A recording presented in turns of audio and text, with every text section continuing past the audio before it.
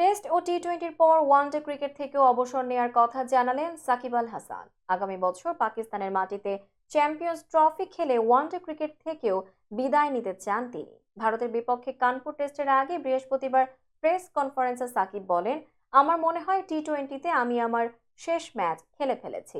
মিরপুর টেস্টে দক্ষিণ আফ্রিকার বিপক্ষে খেলতে পারলে সেটি হবে আমার শেষ টেস্ট। ওয়ানডে ক্যারিয়ারও বেশি দীর্ঘায়িত করতে চান না তিনি। আগামী বছর পাকিস্তানের মাটিতে চ্যাম্পিয়ন্স ট্রফি খেলে ওয়ানডে ক্রিকেট থেকেও বিদায় নিতে চান সাকিব। সংবাদ সম্মেলনে ওয়ানডে অবসর চ্যাম্পিয়ন্স ট্রফি দিয়ে কিনা জানতে চাইলে সাকিব বলেন, আমি তাই আশা করি।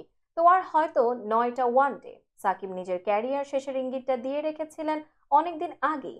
গেল বছরের নভেম্বরে ভারতের মাঠে ওয়ানডে বিশ্বকাপ খেলতে যাওয়ার আগেই বলেছিলেন খুব শিগগিরই ক্যারিয়ার শেষ করতে চান।